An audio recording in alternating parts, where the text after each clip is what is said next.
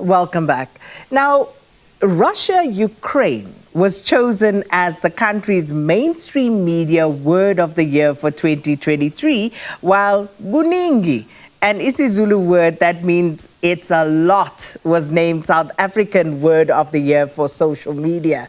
Now, the South African Word of the Year is a word, a term, or an expression preferred to reflect the passing year in language. Russia-Ukraine was selected as the winner, triumphing over interest rate, BRICS, and geopolitics. And Kuningi on the social media side had been chosen from a shortlist which included danko, cima, ivale, mfana, and bathong, and also 10 past 4, gaga gaga. And last year, of course, load shedding was the word of the year. So to discuss this further, we are now joined by PanSALB spokesperson Ntombentle Huluhulu and Dr. Gugu Mazibuko, a cluster leader of African language and linguistics at UKZN and also an expert on Zulu culture. So ladies, thank you so much for joining us here on Morning Live. Always important to reflect on the words that we've used throughout the year. Ms. Huluhulu, let's start with you. What criteria does PanSALB use to shortlist candidate words? Okay, well, basically, the SA word of the year, as you said, it's just a word that reflects the passing year in language. So what we do is obviously we keep our ear on the ground and just have a look out on what is dominating the news cycle within the media.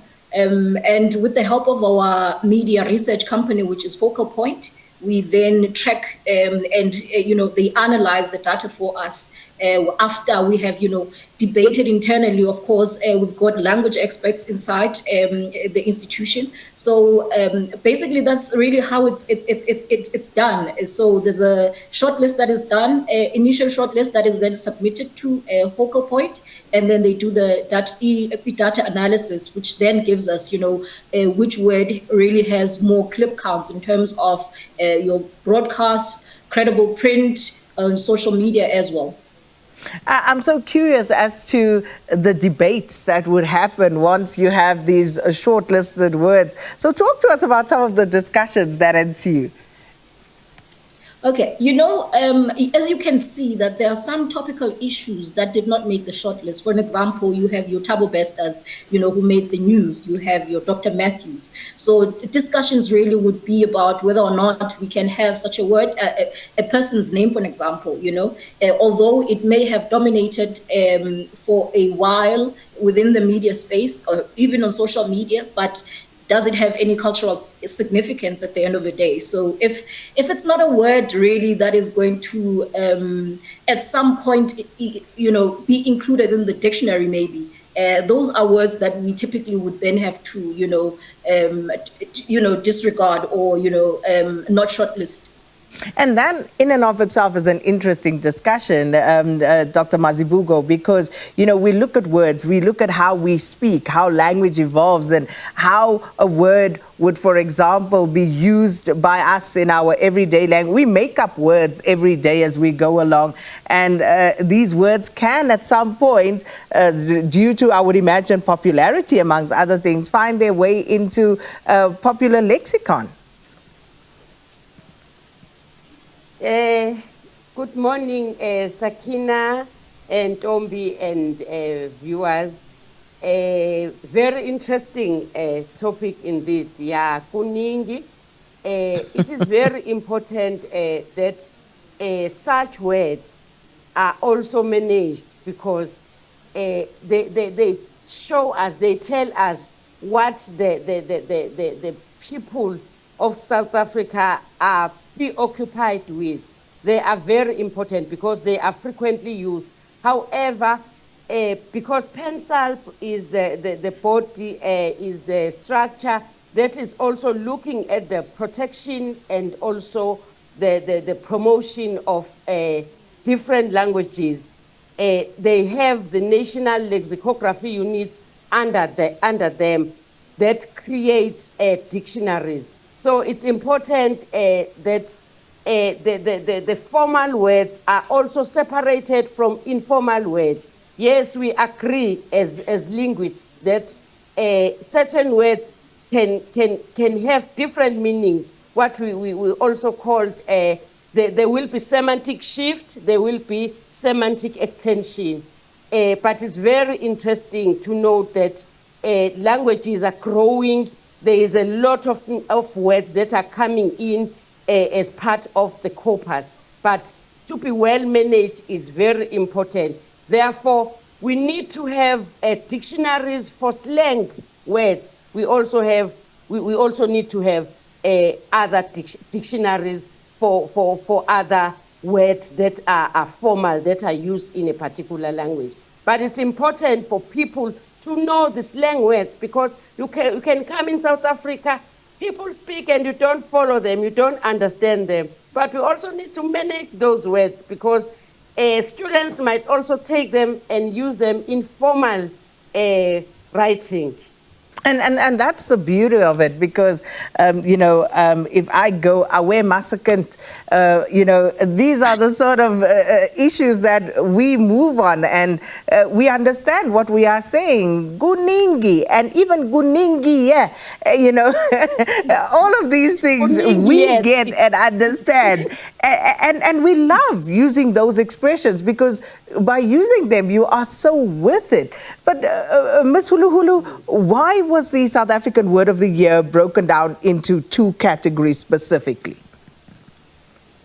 Okay, so so in previous years, really, we just had one SA Word of the Year, which then would be mostly, driven by mainstream media.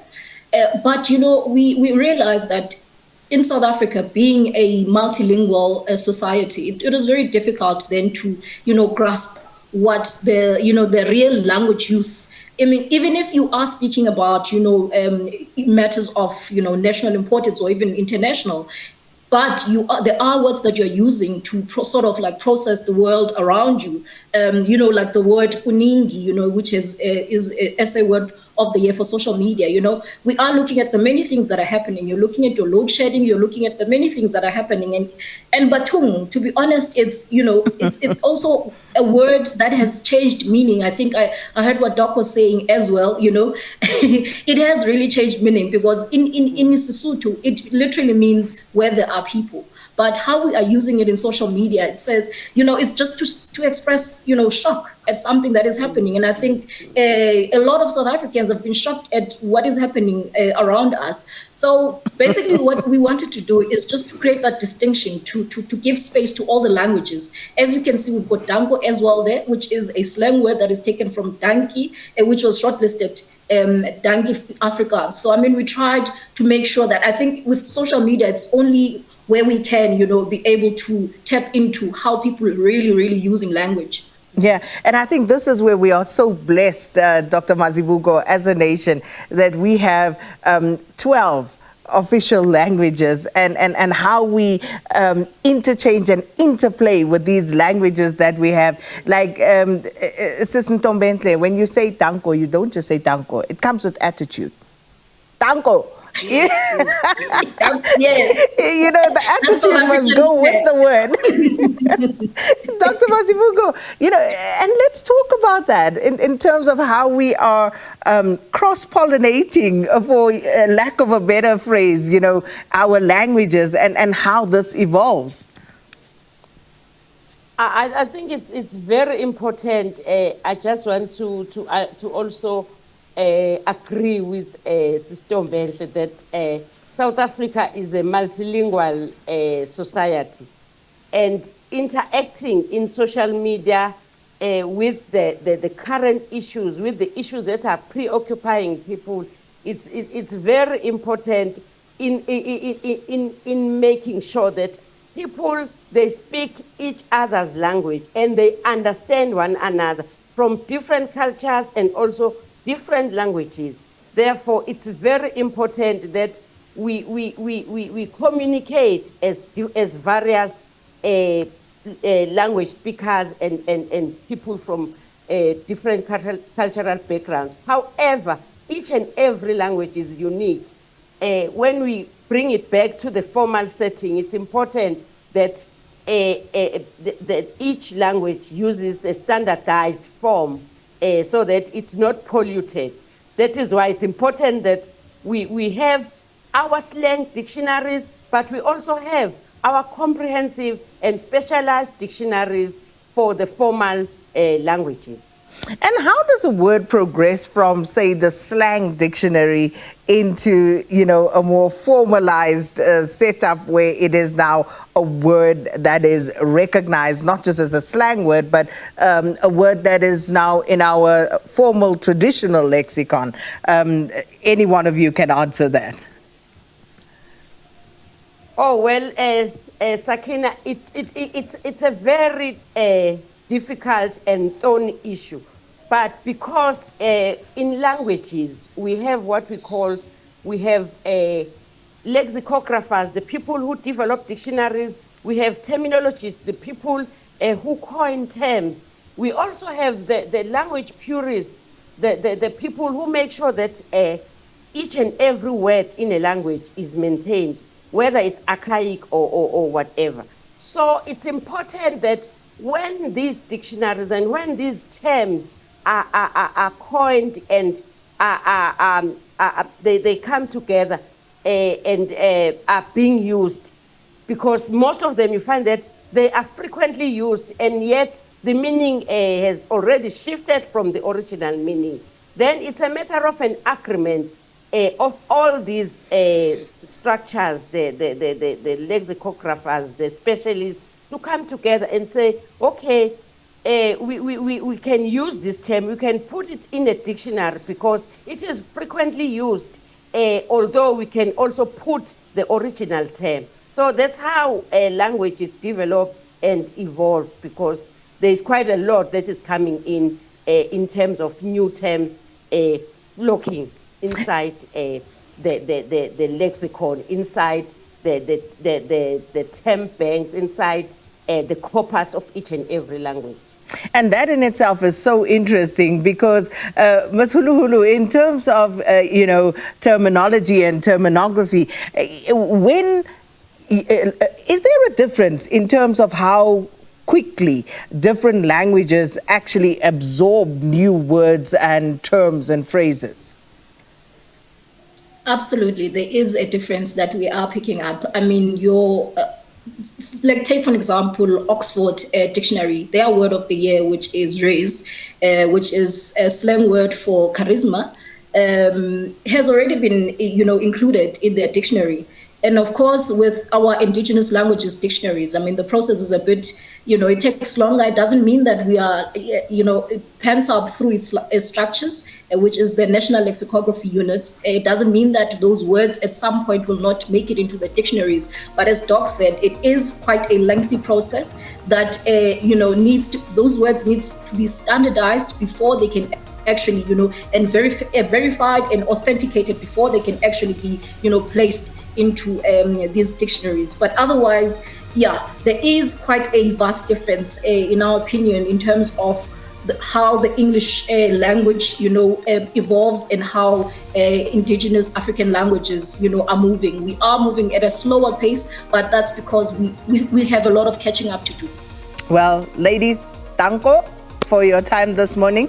And yeah, Kuningi, and the year's not yet over, so perhaps there's still a lot that will happen. But thank you so much for your time. That was Ntombentle Huluhulu, who's a PanSALB spokesperson, and Dr. Gugu Mazibuko, cluster lead for African languages and linguistics at UKZN, and also expert on Zulu culture, speaking to us about the words of the year, Russia, Ukraine, and Kuningi.